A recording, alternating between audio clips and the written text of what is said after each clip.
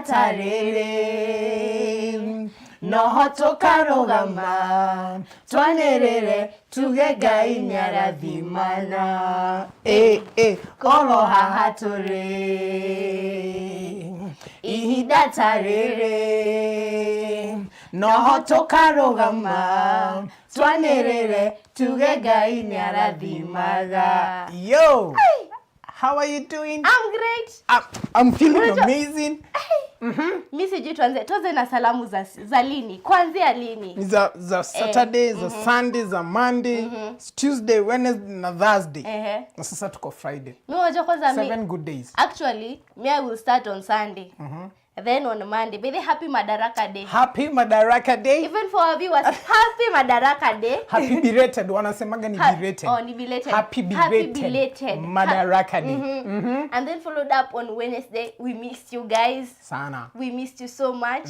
So much. Tukasema tuwezi goja Monday. We have to appear to just kidogo. Very much. And then we missed you so much. We are happy to be with you. We are happy to be right here back. Yes. It's been 4 days, 7 days. 7 days. 7 days. 7 days without you guys. It's been a heartbreak. Kimani has been hurt. But all in all, we missed you guys. Yeah. And we're happy to be here. And those who didn't hear our intro song, unajua interpretation ya Kiswahili? Unaweza interpret hapa. Hapa tulipo. At this time, yes. This is the praise will be to testify about the goodness and the mercies of God. Oro hahatore ihida tarere nohoto karogama twanerere tugega inyarathimana. We shall stand here and testify that God does bless. So kama wewe si Mkikuyu hujashika tu our song today, yes. It says that the interpretation is that we are the praise that we are right now is the praise that we will stand and say that God does bless. And indeed, He has been a blessing unto us for the past, how many months?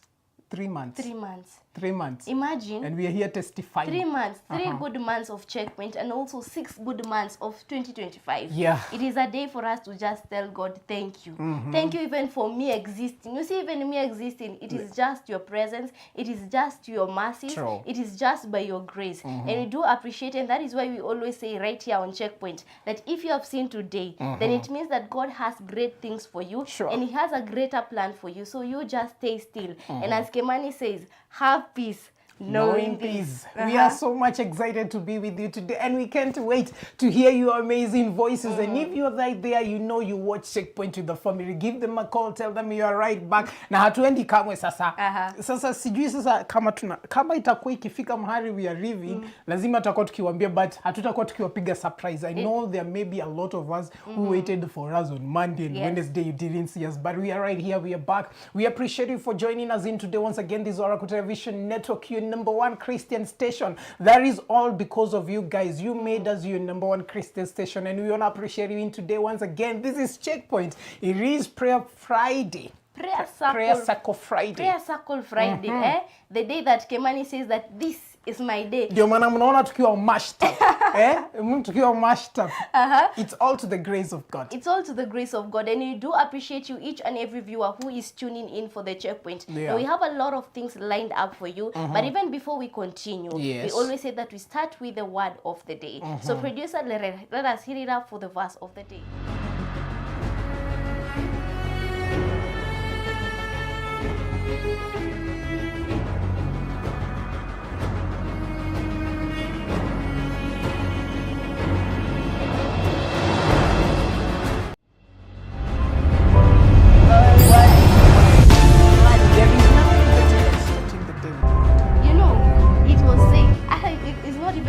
It is written, man shall not live by bread but by every word that comes out of his mouth.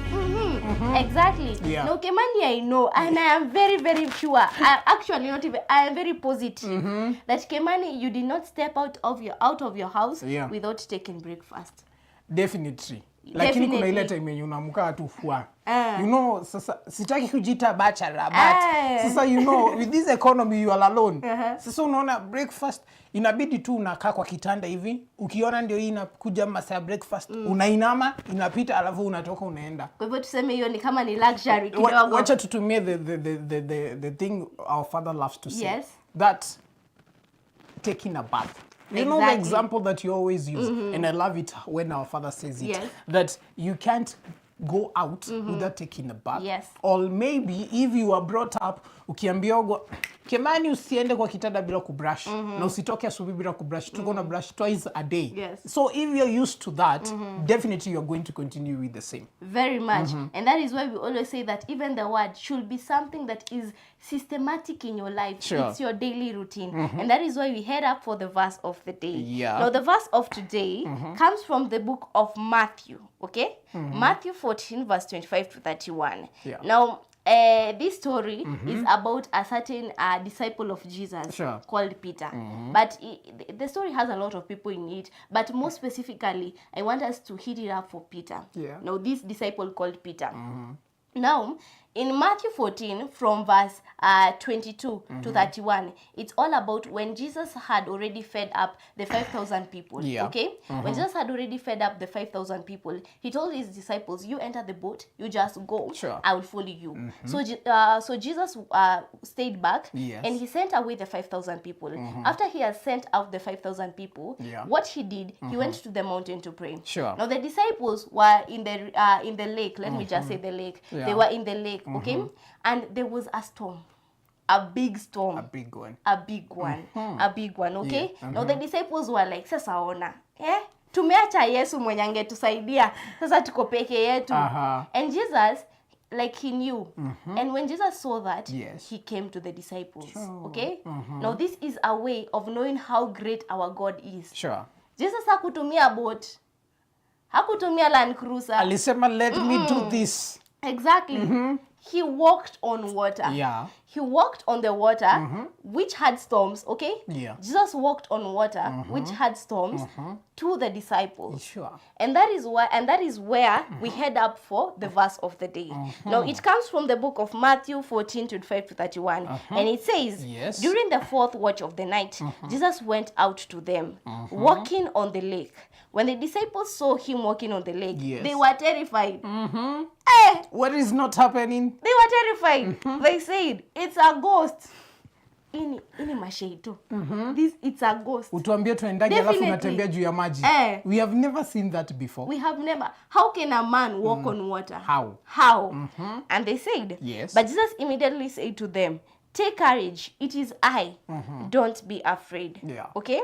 Now there's a certain person here. Kudoubt Jesus, haikuanza juzi. Haikuanza juzi. And he told Jesus, Lord, if it is you, Peter replied, tell me to come to you on the water. And come, he said. Then then Peter got down on the boat, walked on the water, and came towards Jesus. But when he saw the wind, he was afraid, and begging to sink, cried out, Lord, save me. Immediately, Jesus reached out his hand and caught him. Now, I want us to take the phrase from that ending where he says that, if it is you, let me come on the water. Let me come to the water. Let me come to the water. Now, we all know all of us, we have had this scenario. Maybe Sunday school, ulisikilia tu mahali. Hadi kulikuwa na kaimbo tulikuwa tuimanga Sunday school. No wagereire igoro rya mai. No wagereire igoro rya mai. Who was walking under the It's Jesus, the Son of God. But Peter, he also was helping Jesus walking on the water. Now we see this scenario. Peter told Jesus, if it is you, Lord, let me come to you. Okay?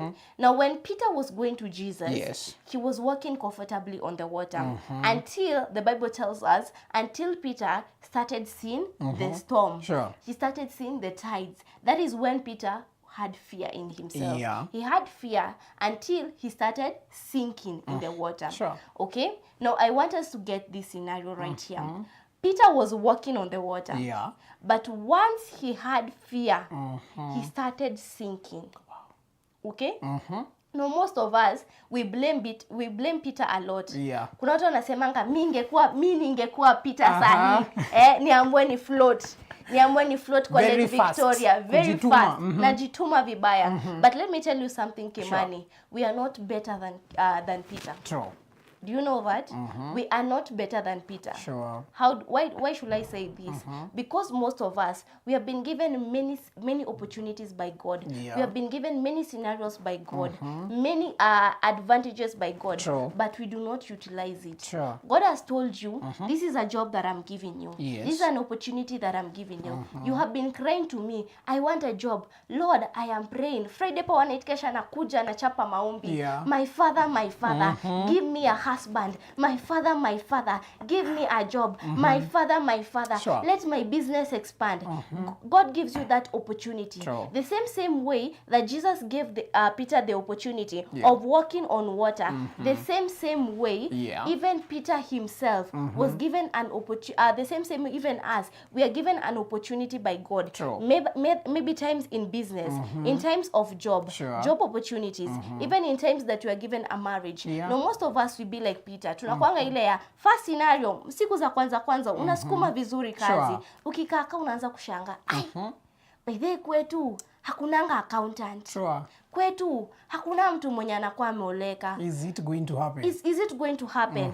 We start doubting what God has given us. Sure. And that is why we tend to sink. Yeah. Okay? That is why we tend most of the time even to give up. True. And the moment we give up on what God has given us, that is why we lose some things in our lives. True. God gave you a job, but the moment that you start doubting it, because ileza na Mungu ulinipea hiyo opportunity ya hii kazi, lakini mimi sina degree kama wengine, mimi sina diploma. You are starting doubting God. Now the moment you start doubting God, that is when you start sinking like Peter. True. That is when you start losing the opportunity that God gives you. So from this verse of today, I want us to learn this. Make sure that in everything that God gives you, utilize it. True. And know that God has a purpose for everything. Sure. There is a certain verse that says that God has greater plans for us. True. Plans for prosperity and not for disaster. Yes. So it means that if God has made you to be here, Kimani, He has a purpose for it. True. Stop asking God why. That is the worst thing that you can ever do. Never ask God a question. If He has made you to be there, then it means He has something in store for you. True. So make sure that you are utilizing the opportunity that God gives you. If you must be like Peter. Sure. If I were Peter like that, mimi nitembea kwa maji bila uoga. Stop looking at the storms. Yes. Stop listening to what people are telling you. Maybe you're there and you're like, because I am sure if Peter was walking on water, kulikuwa na watu walikuwa namwambia, wewe uko sure? Is this really your portion? Why are you walking on water? Why are you walking on the water? And I think one thing I get out of this, Jesus, you heard what Jesus said. Yes. Come. He didn't say these words to Peter. Yes. There were a lot of the disciples there. So hakusema specifically charity come, alisema you come. So the rest of them had the opportunity to walk on the water, but they kept on standing there. You might be going through affliction. Yes. You have maybe 3 brothers, 5 sisters, or maybe you are 8 in your family. Yes. All of them, maybe they are being afflicted by what is going on through them. And maybe God has called them. God has called all of them, but it's only one who comes out. Yes. One other thing I'm learning about our verse in today is that when Jesus walked on the water, when Jesus was standing on the shores, before Moses and kutembea, the distance or the thing that was between him and the disciples was the water. That was the distraction. Exactly. But God used the distraction as a platform to glorify God. Yes. Unashika hii. God used the water as a platform to glorify God. Hakuona hii maji kama distraction. No, he put it akasema hii maji itafanya wajue that I serve the true living God. Exactly. So if we stand in firm and then obey the call and then keep up the faith and declare that me and my family, there have been struggles, there have been poverty, but me as Kimani, I'm going to rise up and I'm going to walk on the water. And the same thing, if there is this water in between me and my blessings, I'm going to use it as a platform to show my enemies that God does mighty things. Exactly. Yeah. So it's all about these struggles that you're going through. Zionyesha shetani that this is not a struggle. Yes. The same way Jesus used the water as a platform to glorify God. Use those problems as a platform to show that God really answers your prayers. Use this as a transform the same way to umeguzia Jeremiah 29:11. Yes. That God has amazing plans for us. Hayazieki hiyo maji just for nothing. Yes. Use it to glorify God. Use it to as a platform to show your enemies that I serve the true living God. Very much. You know, you have said something Yeah. and it dug deep in me that God will use certain things, certain scenarios in your life to glorify himself. Now, that storm was a certain way of just showing us and assuring the disciples that, you know what, you are not walking with ordinary people. Yeah. You are not walking with just an ordinary person, but you are walking with my child. Sure. Because imagine that scenario of Jesus walking on water. It just took this faith. True. If the disciples, all of them could have that faith that, you know what, we are walking with the Son of God. Yeah, we are walking with the Son of God. Nothing can hinder us. Yeah. And the same scenario, maybe even in our lives, Sure. God is using certain scenarios in our lives so that he can glorify himself. True. You losing that job, you relax. Yeah. Trust in God. Have faith in God. Sure. Because God may use that scenario to uplift you. True. Many cases unasikianga mtu anapeana story zake. Yeah. Ako zile za me, I lost this job. I felt like my life is over. True. I felt like, you know what, I am just about to die. I am done. I am done. But God uses that same situation to glorify himself. Yeah. You relax, have patience, and know that in everything, God is in control. So once again, wherever you are, remember, don't that water that is between you. Yes. The same way Jesus was here, and then the disciple are there. The water was the only distraction. Yes. Don't use that distraction to say, "Whoa, imagine itaenda nisinkie." No. Use it as a platform to glorify God. Na wewe ukiwa kwa familia yako, maybe you are 8, maybe you are 5, maybe you are only maybe you are the only girl, or you are the only boy, or maybe you are one of the many. Yes. Yeah. Usifuate the lineage of wengine. Umeona dada kistruggle, umeona mama kistruggle. In behind the scenes ukienda home ushago unaonaga venye shosh na guka huwa wana struggle. Umeona big brother and big sister venye wame struggle. Yes. God has called you. The same way God called Peter and he said, "Come thee." God ameita familia yenu yote. But until you take that step of faith, and when the moment you step on that water, usiseme ya kwamba no, that didn't make it, so I'm not going to make it. Just stand in firm. Remember, God has amazing plans for you. And once again, when you see a brand new morning, know that God is not done with you. So Very I know much. and I believe in my spirit that God is not done with you. And whatever you're going through, it is not over until God says it's over. Exactly. It is not over until God says it's over. I remember during my Madaraka day, Yes. a friend of mine called from high school. Ika happen ako Thika. And then, during the period we have been off from high school, Yes. alikuwa na story. Na kaniambia, Kim, I want to speak. So can we meet? Nikamwambia ni sawa. So tukatembea, he was from Thika, so tukapatana pale Wetevia. Yes. So we went to hotel, tukaitisha chai. So this guy was talking, and I was listening, and I was like, wow, these few years you have been going through a lot. And then we started laughing about the high school memories. Yes. And then we recalled, siku shule yetu, it was boarding school, si tulikuwa tunamkaga 5. Hiyo ndio sasa mnaamka kwenda nini za classes za asubuhi, preps za asubuhi. But sasa we used to wake up at 4. Yes. We go to class, we pray for 1 hour, and then we join into the preps. So that one hour prayer, hiyo ndio imetu sustain until now. Wow. Yeah, hiyo ndio imetu sustain until now. And I was like, you remember the prayer we did? That is what is sustaining us right now. Yes. Yeah? You know, the school walikuwa wanaona si ni kiberembele. But then we were not all of us. Yes. We were not many. We were about 10.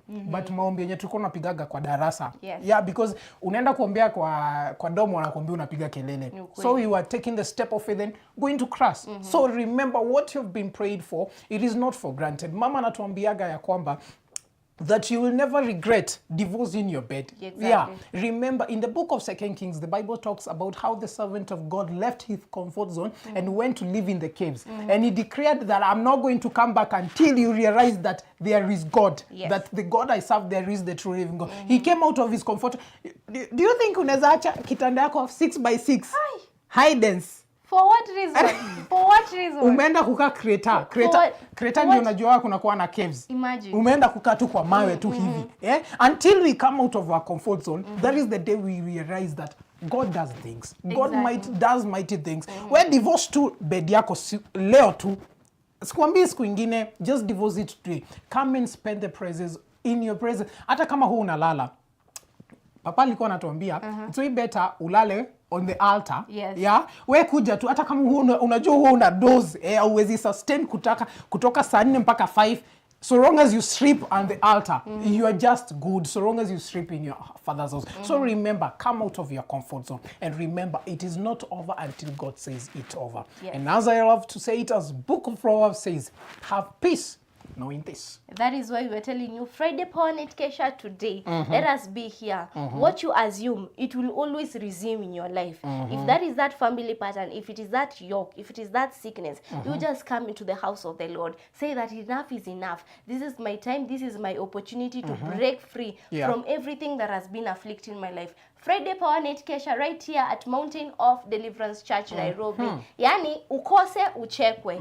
Ukose uchekwe. Yeah. It's a time for us to come in here and also pray and pray honestly unto God. And that has been the verse of the day. Heading up for story time with Kemani. Yes. And as you always know, Kemani has something great. The other, wacha hata nieke simu. The other. The other.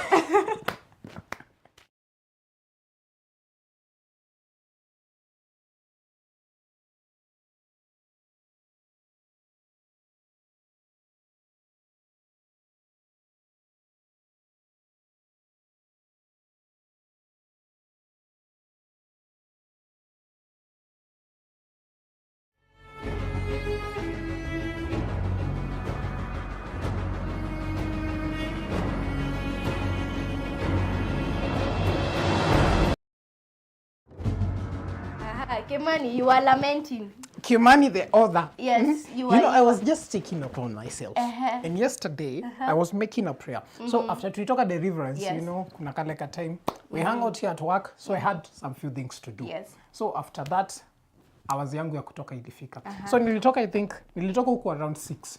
So I went home. Yes. So you know, sisi hatunaga kitu, hakuna mtu akukwambia, honey, I'm home. We are praying for you. Unakumbuka ni vyombo zenye uliosha asubuhi ndo zinakugoja, the bed, the manguo. Yes. So mimi I got home. So nile to like nikasema hata before I do anything, let me just nilikuwa nimefanya cleaning. Wacha nianze kutayarisha supper. Yes. So I made some tea. Mimi nakuanga addict wa chai. Hey. You people with the tea. Tea. Watu wa Mrima, you understand me. Nyinyi watu wa Kachai, Watu wa Mrima, you understand me. There's a certain person who is very close to me. Yaje akikosa chai, anaanza kuambia hata kadufia. Hata kadufia. Do you know hata hakuna in Ushago kuna chai ya kugoja chai. Unaletea kachai hapa hivi unaambiwa haya. Charity, ni ndio roka, kunywaga haka before chai hive. So kuna chai ya kugoja chai. Like literally. Lakini chai hezi kosa. You know, when I was living with my grandmother about 3 years ago, 4 years ago, when I was living with her, hakungekosa chai kwa nyumba. So kuna asubuhi tungepika chai around thermos 3. So kuna kukunywa saa hiyo, kuna ya kukunywa mkitoka shamba, na kuna ya kukunywa after umetoka soko jioni sasa tukigoja chakula hivi, na kuna sasa chai ya usiku. So literally me addict ya chai ilifika hapo. So tunatoka asubuhi nikienda shule kuna chai. Nikitoka jioni ndio chai nitapata. So ni chai na chakula. So before tulale bado kuna chai. Sasa literally ni chai. Sasa tumekuelewa wewe na chai. So jana ukapika chai. So jana nikapika chai. Chai hivyo pale hivyo kichemka ndio nikatayarisha supper pale hivyo mdogo. So after I got done with preparing supper, I ate supper and whatever. So I, you know, ile yenye unakaga tu kwa nyumba and then you're listening to instrumental, you know, the worship instrumental. Yes. And then you get into the spirit of prayer. So I just pray. So I woke up, I began to pray, I began to pray. And then I started checking ourselves on how we have grown for the 3 months. You know how you see in spirit how God has lifted you up. Very much. So I was lamenting, I was checking story time. Naona venye tutakaga tu mahali tuseme tulitokaga hapa. This is where we are. Yes. And this is now where we are in today.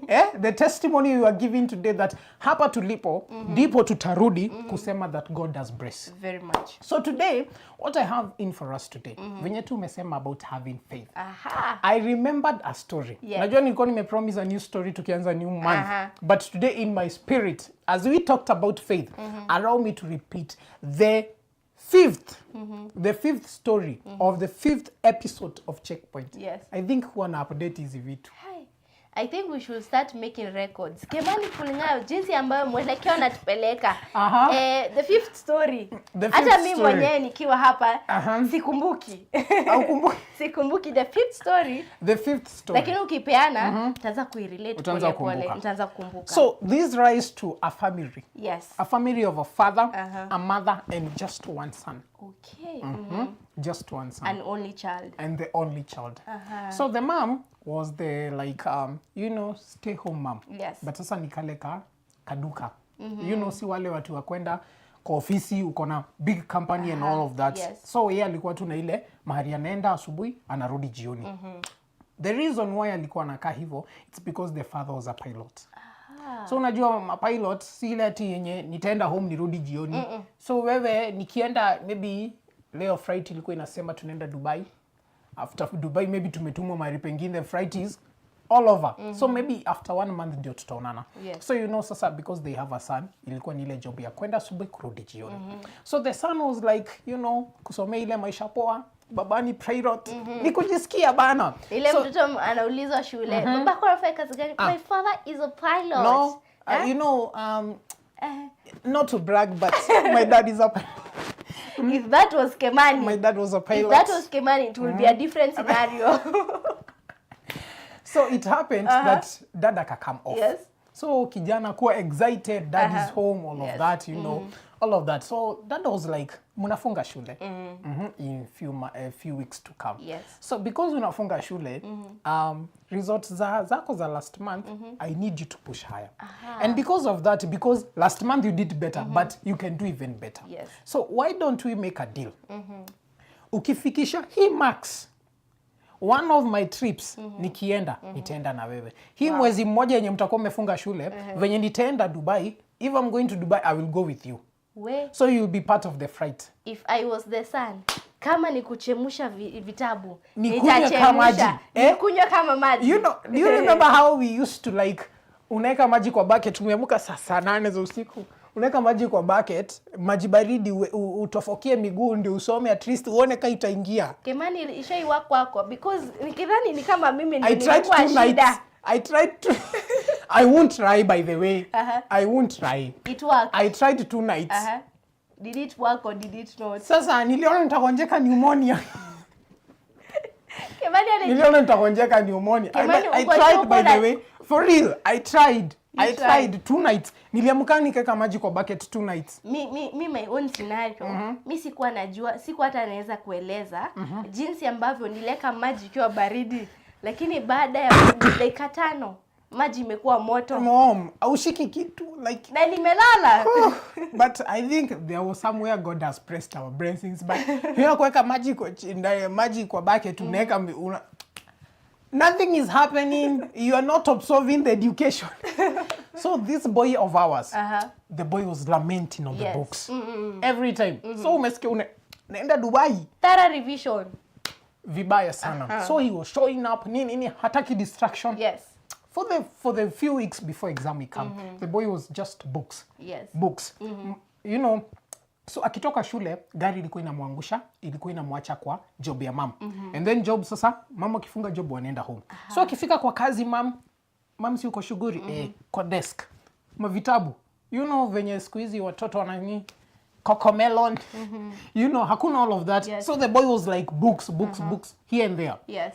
By the grace of God, he got it. So akapiga marks, exam ikakam, results ikam perfectly. Better even than he expected. Yes.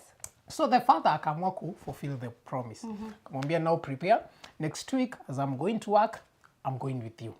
So it happened that the boy was like, yo, I'm going to Dubai. Ni God. I'm going to Dubai. So the guy was so excited. Yes. So, you know, lazima uende kwa estate ukiambiaga watu. So, you know, my dad is going to take me to Dubai. If you miss me for a few weeks, I'm going to be Dubai. But don't worry, I'll send you photos. Yes. I'll send you photos. Lazima ni update status. Lazima muone nayo. But anywho, so the boy was so excited. Yes. So much excited. So the day of the flight came. Yes. So lazima uambie mom, this is the Daddy Sunday. You know, ukienda majuu kuna kuwaga na take your daughter all Sunday. Take your daughter to work day. So kuna hii day yenye it's like a holiday. Yes. So lazima ukuje na mtoto wako kazi. So siku mzima unashinda na mtoi. So kama ni show anakaa kwa studio anaona mama anafanyaga nini. So hiyo siku ndio ilikuwa take your son to work day. So kijana safi akaambia dad, I'm good. So as the father, you know, ukifika airport lazima, you know, you inspect the plane, nini, being the driver and all of that, you know. So the son was like, weka tu kwa reception. So the father was all good, nini, aka check in, the flight was good, watu wakaanza kucheck in. Yes. So kijana akapeana kwa, you know, our air hostels. Take care of my son. So kijana akaonyesha mahali ataketi. The boy is so excited. Yes. Anajua dad ndiye ako pale hivyo mbele, so I'm all good. My so father is the pilot. Are you alone? No. Dad is driving. How can I be alone? Ndege ni kudrive. It's flying. Oh, flying. Oh. It's flying. Tuna understand hizi vitu. So my dad is flying. So unaona like kanajisikia. So ni pale hivyo kucheza games nini. So the plane took off. Yes. All the way to Dubai. So in between, it happened to get a storm. Yes. So you know, kuna time wanasemaga, I can't wait to feel this. Hiyo yenye wanasemaga sijui kwa mawingu kuna kwa na bump. So unasikiaga ndege hiki nini? I want to experience this. Yes. But anywho, so it came a storm. In between, praise wametoka going to Dubai. So in between, kukakuwa kuna, you know, ile time yenye kumewaka jua mzuri. And then out of nowhere ndio mvua. So it happened, it happened that the weather forecast crash all of the sudden. So it kukakuwa na big storm. So you know, the ndege ikaanza kuyuba, nini. The frequency between kwenye wanaenda ikaanza kupotea. So they can't go back. Yes. So nile tu like, lazima nishikilie. So I have to go. So hitting on with the storms, nini, all of that. So because of the venye plane ina shake, so ikabidi watu waambiwe. So you know the air hostels we are having weather issues, so tafadhali just bear with us. Ukisikia kelele ukitingizwa, just tighten your seat belt in case kuna hizo mask zinatokeaga juu ya nini hewa. Zikitokea, just do this and this and this. Yes. So everybody is freaked out. So ni ile time when unaona unaenda kuanguka kwa cliff, unaanza kuambia Baba Jehova Jire, unakumbuka nilifanya mema. Ukikaka hivi unaangalia bibi yako kwa kando, unaanza kusema acha tu nikwambie ukweli. By the last week mimi nilichukua pesa yako. Sorry, lakini nilichukua. Before tuende kwa Mungu, nisamehe na tubu na sujudu. Watu walianza kutubu. Thank you. Watu walianza kutubu. The boy is like, you know, kucheza tu game. He's not bothered. He's not bothered. At all. Why? Literally, he's not bothered. Why? So like, kuna wazee wako hapo hivyo, kijana mzae hivi ako na familia, wanaenda vacation, sasa shule zimefungwa, anaangalia, yo, kijana uko peke yako, babako hayuko hapa, anamwambia, my dad is the one flying the plane. Why are you not shaking? Why should I shake? Yes. So the boy atawajibu, why should I shake? It's okay. Mwingine anamuona ile side, anamuona, kijana, unaona watoto wengine sisi tunashikilia watoto wetu hapo hivi, tunajaribu kukua safe and you're not doing nothing. Like the whole plane, you know, ile kastori kanatamba. Nakwambia Charity, unaona kijana pale nyuma hata shake, huyo mwingine na yeye mwambia. So the entire plane knew there was a boy who was not fearless, literally fearless. So it came to a time, storms wakaweza the father was able to fly out of it. So they landed in safely. So kuna ile mkiland plane, kuna kuwa na ile inspection. So in case kuna time the plane was shaking, kuna mtu get in charge. Yes. So wakati wa land tu hivi, there was a recovery team. So kuna doctors, nurses wako pale hivyo kucheck if there was anybody hurt. So walikusanywa wote pamoja. So you know venye mnashuka plane and everybody anaenda kwa familia yake. So wote walikusanywa pamoja. You know, one by one, are you okay, nini. You know, ile to check up. Yes. So wakati walikuwa pamoja, the whole plane was like, we have a certain boy. He was not even shaking. So they went ahead and wakamwambia, kijana, what happened? Why were you not shaking? Sisi ni wazee, we are twice your age and we were nini. And he was like, why should I shake? Akamuliza, why should you not shake?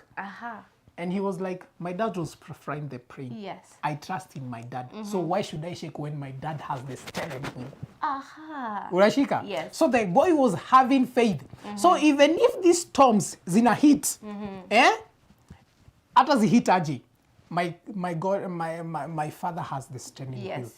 Hata kukuwe na mawimbu aje, my dad has the steering wheel. Exactly. Hata hii ndege iende aje yaguke sijui ifanye nini, my dad is still on the cockpit. Yes. So he was like, I have faith in my dad. He can never let me down. He has been holding me since I was born. Yes. And he promised me for this. And when the time he promised akaniambia, son, we are going to Dubai. I knew it was not going to be easy, but I had to put my trust in him. So the reason why I'm not shaking, it's because my dad was on steering wheel. What is the moral lesson? In this life, there is two drivers. There is the enemy and there is God. The big story or the big thing that happens is who are you giving the steering wheel? Yeah. So are you put it in it to God? Venye tu tumesema that you're supposed to have in faith that anytime God or Jesus calls you to walk on the water, you just take the step of faith and walk onto the water. So are you trusting in God? So there comes a storm. Yeah. Uko kwa boat, nini mawimbi zimeanza kupiga. Are you having faith in God? Yeah. Right now, you are right here, Charity. Yes. Maybe umeenda shule, ulianza kindergarten, ndio ukaingia nini, nursery, whatever, all that high school campus, and now you're working. God is the driver of your life. Yes. So if you just check and declare that, right now, unajua kuna mtu you always look up to. Very much. Yeah, yule journalist unaonaga, I want to be like better than this one. Exactly. All of the sudden, uenda home usikie, papa alianguka, and may God forbid, alianguka. Yes. And uanza kujirudia useme, nini, whatever. God yendi amekufikisha where you are in today. So you have to trust in him and declare that, God, I don't know where you're taking me, but you have the wheel. So I am trusting in you. Yes. Much that even these storms shake and come and shake, I still trust that you are the one on the steering wheel. Yes. So what I'm trying to say in today, the same way we were told by the word of today by Charity, that it's all about having faith in God. Have faith in God, much that anytime a storm hits, as this boy had faith in his father, you can also have faith in your God. That much that ukihitiwa tuna storm, ukifutwa kazi, just know there's a storm. There is somewhere God is driving. And remember, Jeremiah 29:11 says that God has great plans for you. So remember, trust in God. Have peace knowing this. You know, even as you are telling us the story, it reminded me of a certain verse. Yeah. It says that they overcame him through the word of their testimonies. Sure. But they even through the word of their testimonies, but sometimes, do you know that we overcame some things just by our faith? Putting the trust in God. Sure. There's this song, I do not remember it keenly, but it says that Jesus take control, Jesus take control over my life and also take the will over my life. Sure. It means that you are giving Jesus the faith. True. You have faith in God, such in a way that you are like, God, in everything, in every challenge in my life, in every situation in my life, I am trusting you to fulfill it for me. True. God, I know right now I am sick, but I know you are the healer. Yeah. God, I know right now that I may not have funds for my business, but I know, my Father, my God, that you are the one who has the silver and gold. Yeah. You are the one who has silver and gold, and I know that you are going to give me. Put faith in God. You know, this faith that I really kind of admire it. It's about a child. How a child puts how a child has faith on their parent. Unapata mtoto unamguzanga tu hivi unamwambia wewe. Alafu anakuambia dadi. Nenda kuambia dadi yangu. Ngoja dadi atoke kazi. Unajua dadi ni mwanajeshi. Unajua babangu ni nani? Unajua babangu ni nani wewe? Do you know my father? Sasa babake unamjua lakini anakuambia, do you know my father? Anakupea matisho ingine mpaka unashangaa. Ujaambia anaweza kuinua hivi. Naonaga baba ya Charity, sionagi akiwa mbaya hivyo, lakini chocha anapewa ni kitu mzito. wajanza zi kudanganya umeanza kuambiwa aje. Unajua last week kuna baba fulani alimuinua hivi juu akamwangusha chini. Aka make sure amemmaliza. Na akamwambia pole. The same way, the same faith that a child has to the father, the same faith a child has to the mother. If each and everyone could have the same faith in God, whether the situations are bad, whether the situations are good, have faith in God in such a way that even though the devil may come in every way, in every position, yani akupige left, right, center, corner, you have faith in God, knowing that in everything God is going to take control over it. So once again, wherever you are, trust in God. Turin, you have heard what we have said in the book of Matthew in chapter 14. Trust in God. It's all a matter of trusting in God. And during our story, a moral lesson of the story, trust in God, take it to God through prayer. So once again, for the fourth time in today, ya kwanza ilianzishwa na Charity. Have peace knowing this. So we are happy and we are glad that I know that this word, it is always our prayer in every day, that when we are giving in the inspiration, may it be a turning point unto you. So once again, I hope and I believe that you have been transformed through the word and the story of today, and I hope that is going to take you a big step into this. So remember, in today, having to be in Friday, take a step of faith. So we love you and we appreciate you. Thank you for joining us. And if you're joining us right now, this is Checkpoint. It is Prayer Circle Friday, and we are happy to have you in today. It is a special day because needless to ya kesha. But once again, it's also a special day because we have you in with us. Yes. And this is the best segment I love because mi nasikiaga sauti zenu. I love it anytime I'm interacting with you guys. So once again, it is our Bible trivia, and it's all about how much well do you know your Bible. And you know how we do it. You can call SMS us through our number 0711-176-006. But all the people who are watching on our socials, first of all, we thank you. We do appreciate you so much. We are live on Facebook, that is Oracle Television Network, and also on YouTube. So for you watching us on our socials, just comment down below, tell us your point of view, and also tell us who you are and where you're watching us from. But for that, producer, let us head up for the Bible trivia.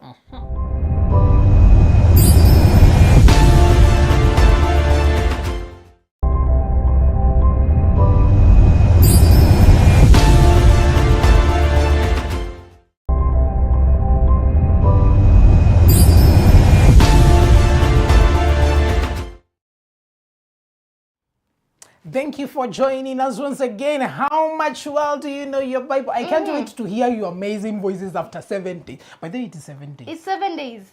It's 7 days. The last time tulikuwa Friday. But it's a good thing. Last time when we were here, we made sure that we entered June together. So by the way, how is June taking you? How is June taking you? We can't wait to hear your amazing voices. Nimewa hata kabisa. And I hope you guys missed me. You know, there was someone, alikuwa so much annoying in church. So it happened, akaenda safari. After alirudi, alikuja kwa kanisa akasema, I hope you missed me. But sasa, hakuna mtu ana miss because of talking, because you don't want to be... Hatutaki uwakae vibaya wakamwambia we missed you, but at the same time they were celebrating she was not around. So I hope you guys didn't celebrate that I missed you guys. Tumewamissed tu sana. So tell us, what do you have for us today? Now the Bible trivia question of the day is quite simple. Yes. It's kind of quite simple. Now the question of the day is, remember that you can call, SMS us to our number 0711-176-006. The number is just down below. So make sure that you're telling us what is your point of view for the question of the day. Now the question of the day is, what is the longest name in the Bible? What is the longest name in the Bible? Okay? What is the longest name in the Bible? What is the longest? Okay, let me just put it like this. Who has the longest name in the Bible? Who had the longest name in the Bible? Who had the longest name in the Bible? Call SMS us to our number 0711-176-006. Who had the longest name in the Bible? Who had the longest name in the Bible? How many people do you know in the Bible? A lot. Tuanze. Unajua nani? Kwa Biblia? Sinajua Daudi. Unajua Daudi. I know Jesus because he's in the Bible. I know Solomon. I know a lot of them. You know a lot of them. But sasa kuna mwenye ako na jina mrefu. Who had the longest name in the Bible? Yaani ukisoma Ijiri wasema, ai, ongoja. Hiyo yote bado ni jina. Say no more.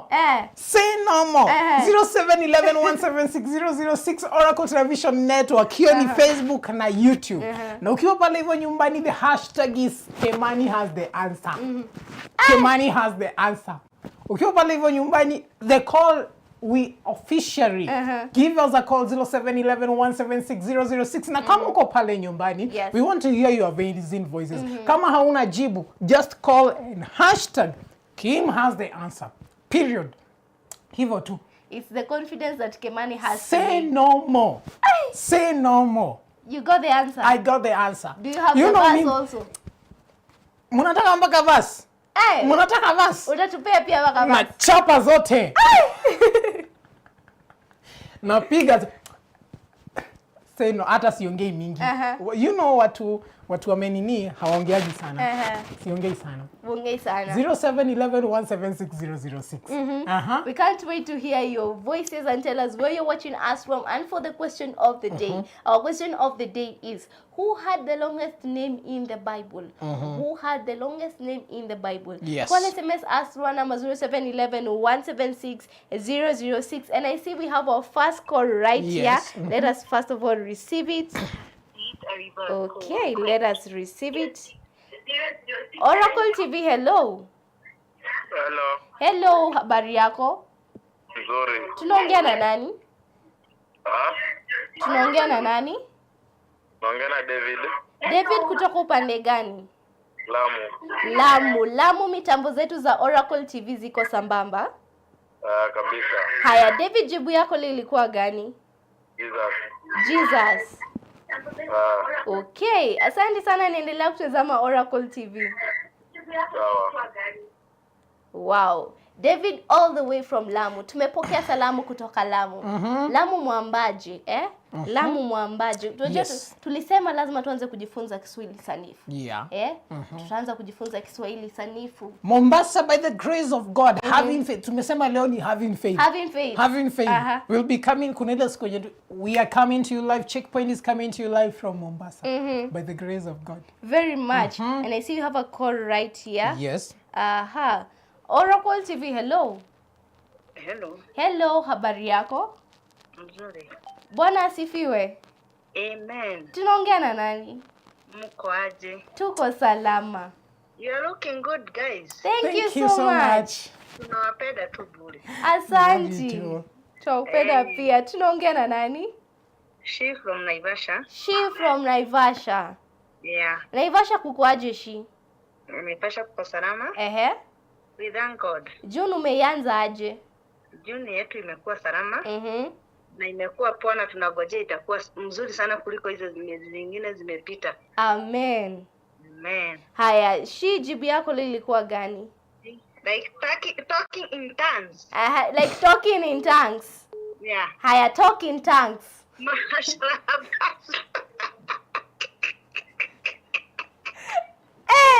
Yenyewe ni talking in tongues. Pia mimi nimeamini hapo. She amesema here leo ni kama talking in tongues. Lakini usijali, tumepata jibu letu ya kwanza. She ameenda kusema yake kidogo ikaleta tashwishi. Lakini ukiwa hapo nyumbani, jibu yako leo ni gani? And our question of the day is, who had the longest name in the Bible? Call SMS us through number 0711176006. Nani aliyekuwa na jina mrefu katika Biblia? Mimi hii kitu, I got this. You got this. I got this. The confidence that you're having today, Kimani. Say no more. It is just on another level. Tumekuja back, we are back with a big storm. We are back with a big storm. Tumerudi na mpingo mkubwa zaidi. Sawa sawa. Acha kwanza tuchukue hii hapa. Oracle TV, hello. Hello, habari yako? Mzuri sana. Tunaongea na nani? Tunaongea na Tabitha from Murang'a. Tabitha kutoka Murang'a. Murang'a kukoaje Tabitha? Murang'a kupopoa, baridi tu kiasi. Baridi. Karibu tuwagaie jua kidogo. Aya, Tabitha, jibu yako ilikuwa gani? Tuseme Nebukadnezar ama tu tuseme Kim has the answer. Kim has the answer ama Nebukadnezar? Haya. Haya, asante sana Tabitha, naendelea kutazama Oracle TV. Okay. Haya. Okay. Kimani. The hashtag is Kim has the answer. Kim has the answer. Kimani, unajua? Mimi, you know, I don't know if ushaipitia mahali and then ukaona kitu. And then kufika kwenye ulikuwa unaenda ukapata kitu yenye wanaulizia ni yenye umetoka kuona. Unaona? Uko zile za aki. Gojeni narudi tu sahi. Niko nayo. Dakika ni moja. So mimi umeuliza kitu nilikuwa nayo. Ulikuwa nayo. I came across it yesterday. It's actually on my phone. Hey. Aya, acha kwanza tuchukue simu. Yes. Oracle TV, hello. Hello.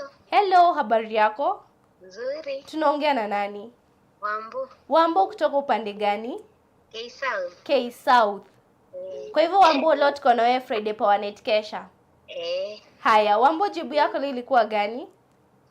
Hiyo jina ni mrefu. Sijui Melhashalbaz. Melhashalbaz. Kitu kama hiyo. Alafu niko na request tafadhali. Haya, tupe request. Na nitafurahi mkinifanyia hivyo. Haya. Imbieni tu. Winnie. A happy birthday. Leo ni birthday yake. Yes, kindly. Sawa. Lazima. Asante. Sahi. Sawa. Haya. Wow. Today is a day. Na tulikuwa tumesema leo ni siku mzuri. Nakwambia ni God.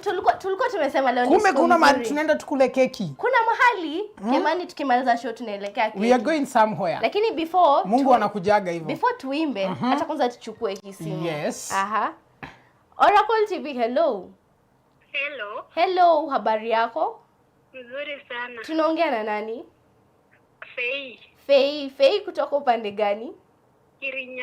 Kirinyaga. Kirinyaga, mitambo zetu za Oracle TV ziko sambamba? Kabisa. Haya, Fei, jibu yako lilikuwa gani? Nebukadneza. Uko sure na hiyo answer ama wewe ni supporter wa Kimani leo? Niko sure. Uko sure? Haya, asante sana, naendelea kutazama Oracle TV. Asante. Haya. So today tuko na follower wetu. Ngenye leo ni siku yake, anakumbuka kuzaliwa kwake. Lazima tuimbe happy birthday. Tutakuimbia Winnie wherever you are. Happiest birthday. Happy birthday. We wish you a year full of blessings, full of the favor of God. Yes. May this year, may you testify better than the rest of this year in Jesus' name. Amen. May you manifest in glory. May the favor of God favor you this year in Jesus' mighty name. Happiest birthday, Winnie. Very much. Happy birthday to Winnie right here at Checkpoint from Oracle Television Network. Yes. We do wish you a very, very, very a happy birthday. No. Enjoy your day to the fullest. Yes. We have a call right here. Oracle TV, hello. Happy birthday. Enjoy your day to the fullest. Oracle TV, hello. We have a call right here. Okay. Oracle TV, hello. Oracle TV, hello. Okay, sasa nitapeana disclaimer. So the moment you're calling us, unapunguza sauti kidogo tu ya TV ndio tunaweza kuwasiliana vizuri. But we do appreciate you so much. We are still waiting for your calls. We are still waiting to engage you in the question of the day. Yes. Oracle TV, hello. Oracle TV, hello. Oracle TV, hello. Hello. Oracle TV, hello. Punguza sauti kidogo ndio tuweze kuwasiliana vizuri sana. Yeah. Tunatamani kusikia sauti yako. Tujue unatutazama kutoka wapi na jibu yako leo ni gani. Kuna watu leo wananiambia ati leo ni kama ni tongue twister. Iko karibu kutoka lakini Je, umetaja tongue twister nikakumbuka. Kuna tongue twister moja ilifanya nikakula. Hebu chukua hii simu alafu niwasemee tongue twister. Niko na presentation. Hii tongue twister ilifanya nikakula by the way. Haya, sawa. Oracle TV, hello. Oracle TV, hello. Hello, habari yako? Nzuri. Bwana asifiwe. Amen. Tunaongea na nani? Yvonne kutoka upande gani? Kitengela. Kwa hivyo Yvonne tuko na wewe Friday Power Night kesha. Haya, asante sana na umekaribishwa sana Friday Power Night kesha. Haya, Yvonne jibu yako leo ilikuwa gani? Nebukadneza. Haya, asante sana, naendelea kutazama Oracle TV. Oracle TV, hello. Hello, habari yako? Nzuri sana. Tunaongea na nani? Naitwa Amos, niko Kayole. Amos kutoka Kayole. Niko Kayole. Aha, Amos leo tuko na Friday Power Night kesha? Kesha nitakuja. Kesha utakuja? Nitakuja. Umekaribishwa sana. Amos, jibu yako leo ilikuwa gani? Jibu langu leo ni Mahal Shal Ashbaz. Atirudia tena? Mahal Shal Ashbaz. Wow, okay. Asante sana, naendelea kutazama Oracle TV. Okay, utapata Isaiah 8. Hi. 8 iko hapo. Isaiah chapter 8 iko hapo. Utapata hapo hiyo jina. Okay, asante sana, naendelea kutazama. Haya. Kayole Uko busy aje? Oracle TV, hello. Hello. Hello, habari yako? Poa sana. Tunaongea na nani? Ni Kevo. Kevo kutoka upande gani? Nax, mitambo zetu ziko sambamba? Kabisa. Haya, Kevo jibu yako ilikuwa gani?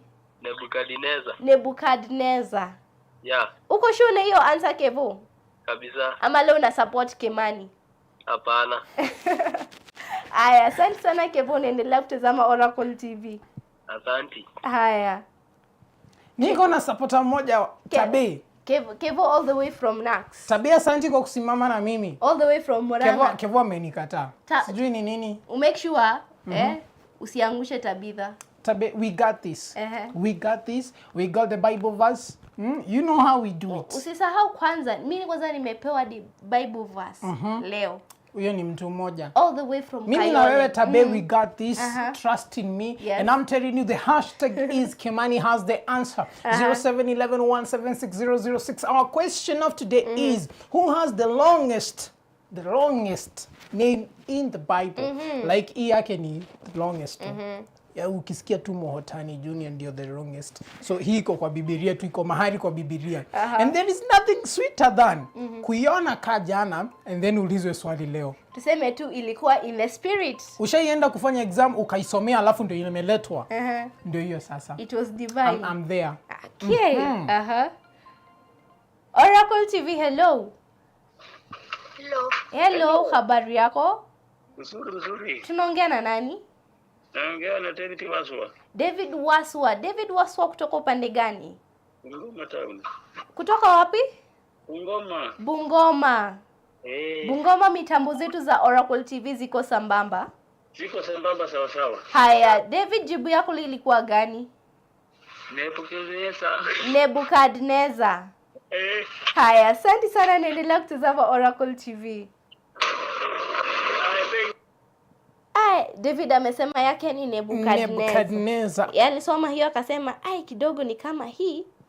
Hii ndio kidogo naona ni kama ni mrefu. Would you to call us through our number 0711-176-006. And you know, as we always put it right here, a checkpoint for Bible trivia that all answers are correct until proven otherwise. So ukiwa kwa nyumbani usibaki na jibu lako. Hiyo answer yako, it is very much correct. Sure. When nipe tu jibu kiniambia unawasiliana na sisi ukiwa upande gani. Aha. Okay. If you accept it, you'll be charged. Let us receive it. Oracle TV, hello.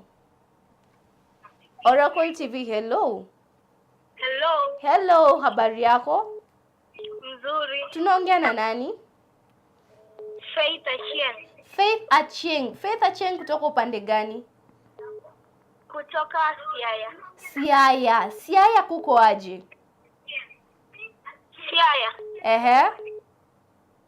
Haya, Faith jibu yako ilikuwa gani?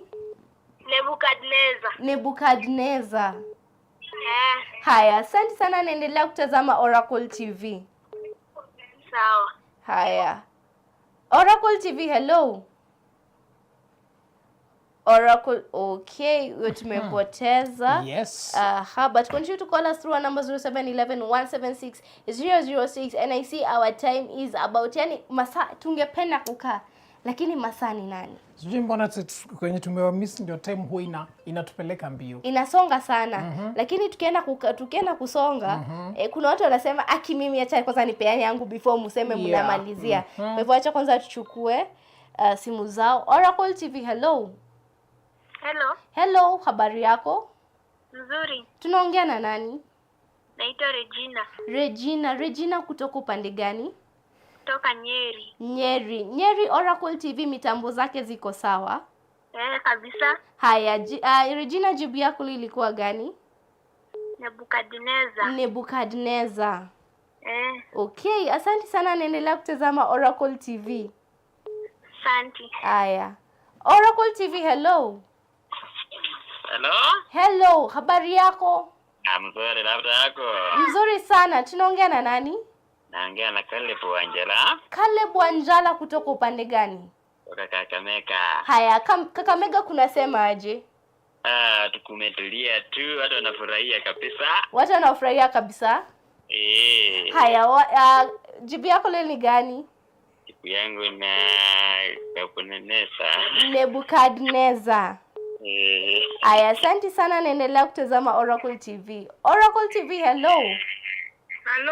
Hello, habari yako? Hello, habari yako? Okay. Tutapeana disclaimer, bado unapunguza sauti kidogo ndio tuweza kuwasiliana vizuri. Oracle TV, hello. Hello, habari yako? Nzuri sana. Tunaongea na nani?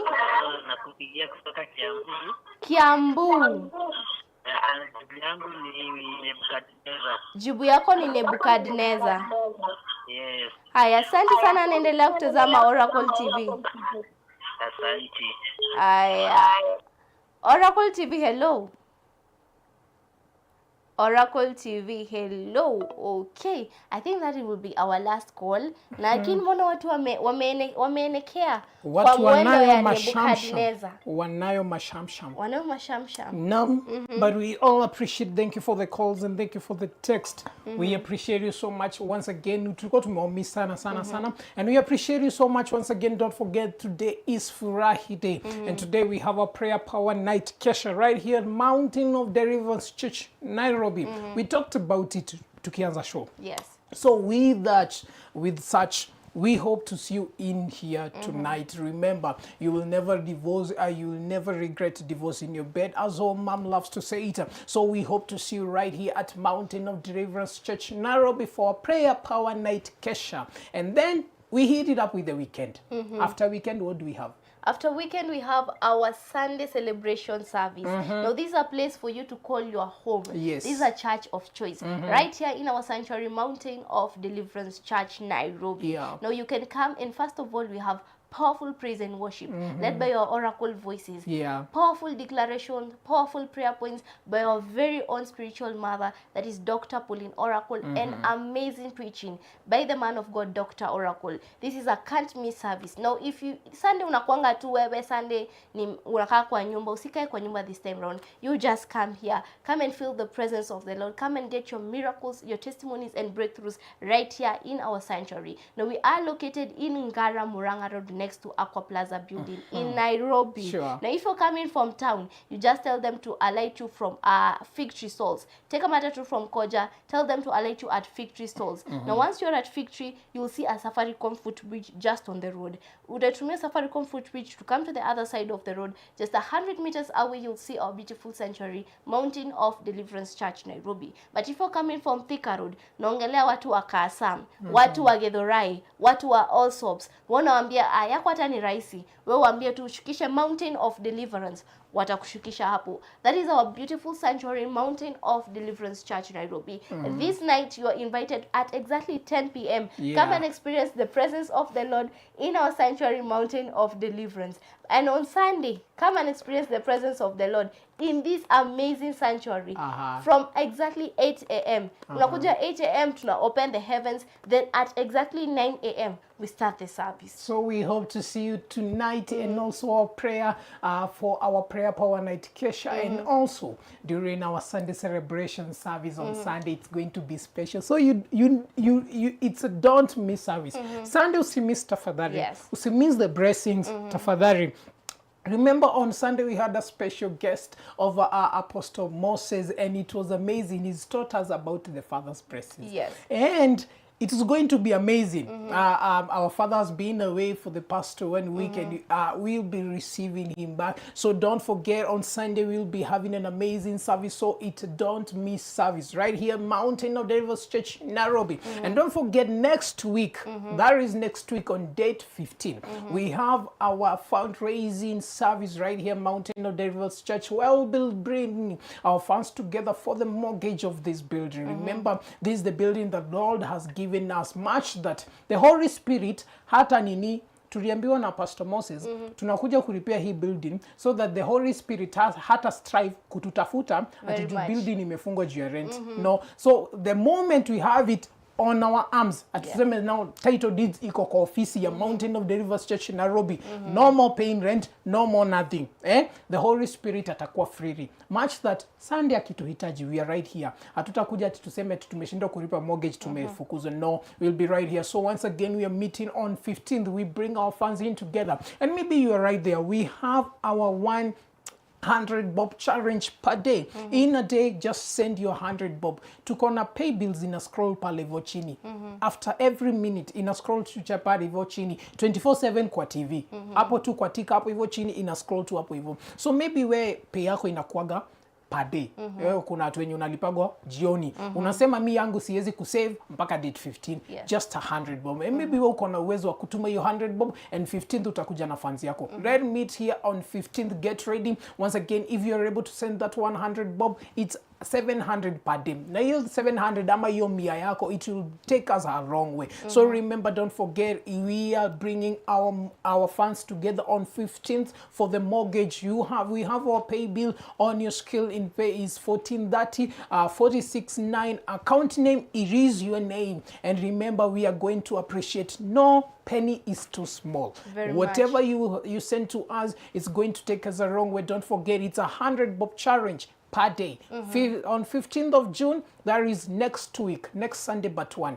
We are meeting right here for fundraising. And that is why we always put it that if you partner with God, there is no way that God will ever forget you. Partner with God, and God is going to partner with you. Partner in your career, partner in your business. And that is why we are telling you, make sure that you are partnering with Mountain of Deliverance Church Nairobi. But even at that, because this is also the beginning of the week, and you know right here on Oracle TV that the beginning of the month, we always have our partnership week. And this is our partnership week right here also on Oracle TV. You can also partner with Oracle TV. Now you're there and you're saying that Oracle TV has been a blessing to me. I've been blessed by Wordfest. I've been blessed by Friday Power Net Kesha.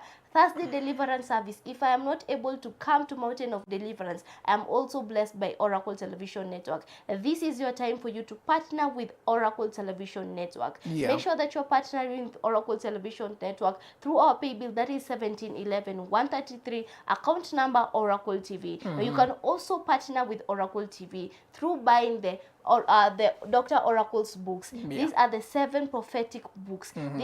These are books that will surely transform your life. So make sure that you are buying these books, or also you can also what else can they do? We have our MOD conference room. Hii kitu ililaunchiwa during our ladies dinner, ladies day out. So that was the first event to happen here. And if you watch, it was so amazing. The praise was peaceful. The praise was looking. The sensation of the praise was amazing. It was all looking beautiful. So maybe you have a conference, maybe you have a launch, maybe you have a celebration. Our MOD conference room, it's good to host you. We have meeting booth. Maybe you have unasema maybe that conference room is so big for maybe 10 or 15 people. Maybe you have a meeting ya watu maybe 15, ya watu 10. We got meeting booth. Amazing, looking good. Maybe you have maybe meeting inaenda the whole day. We have chefs right here looking all good for you. So we have our conference room at an affordable price. Just give us a call, 0711-176-006, and it's going to be amazing. This price is great. It's so much good. If you can go back to the Ladies' Day Out, thank you, our producer. There it is. You can see how good it is looking actually. It's also amazing. Inakaa tu fiti, ni press. Hata ukileta wageni wako, they are feeling home. The place is carpeted. Tuko na PA system. Tuko na, ukitaka watu wa streaming, they are all here. Serena material. Ndio hiyo. Serena material. Ni many packages in one. Very much. Yeah. So this inakuja na chef, food, maybe you want, kuna streaming, kuna the everything. We got you covered. Remember, it is our MOD conference meeting chambers. Thank you so much, our producer, for showing us to us. Remember, the call to call is 0745-006-444. Don't forget, it's our MOD conference room. And also you can partner with us with advertisement. Maybe you have a business right there. Maybe you unataka tu ikuwe kirani kwa TV kama biashara zingine. Don't forget, tunasemaga hapa Checkpoint, no business is too small. So give us a call, 0711-176-006. Maybe you have a business, you have a school, you have a company, you have a wholesale and retail. It's all good. Tunakutengeneza a good video about your business, the services you offer in hapa Oracle Television. And I'm telling you, the big range of viewership we have, also your business is going to be boosted. Or maybe you want to sponsor our show. Tukikuja hapa hivi tunasema, Checkpoint is highly sponsored by your company. Pia itakuwa tu fit, and I'm telling you, your business is going to grow twice than ever before. So don't forget, it's our Partners Week. You can partner with us. Ukiamua tu ni zote, ni sawa. Remember what God has given you. Yote tutakuwa tukishukuru. Now once again, we want to appreciate you now. We hope during those categories of partnering with us, we hope to see you hata kama ni moja ama mbili. We hope to see you, and we are going to be appreciated. Once again, don't forget, this is Checkpoint. And as we always put it, that this is where the future is. So continue to partner with Oracle TV. And even at that, we are appreciating each and everyone that has partnered with Oracle TV. Kwa mtu sasa amechukua simu yake akasema, mi Oracle TV huwa inani bless. Wameka pay bill hapo. I am partnering with it right now. We do appreciate you so much for that. But I can see our time is it's just very much ahead of us. So Kimani, give us the answer for the question of the day. My answer is highly coming from the book of Psalms. Was highly really quiet. Was the Tukisema hata kama kitu ni ndogo, lazima uput kitu. You're using ambiguous words. Ndio hiyo sasa. And because sasa wacha nisome. Niliwaambia niko nayo. It is a Mahesha. Hey. After confirming. No, I had it. No, the moment you said it, nilikuwa nayo, and I told you it is there. Okay. Yeah. Now give me the answer. Maheshara. Mumeshika hiyo kitu. Soma Isaiah and chapter 8 and chapter 8 and verse 2. Utaipata hapo hivyo. Hiyo jina Mahesha something. Venye tu nani she alituambia ni kuribasaika, ni speaking in tongues. Speaking in tongues. Mahesha something. Hiyo kitu sasa. That is my answer. Tabe, sija kuangusha. Isaiah 8. Utapata hiyo jibu hapo. Kwanza version mzuri, NIV. But for all the people in alikuwa nasema Jesus, Nebuchadnezzar. Now for the answer of today, who had the longest name in the Bible? It comes from the book of Isaiah 8 verse 1. Hatutaki Isaiah. Hatutaki Isaiah 8 verse 1. Jibu ni.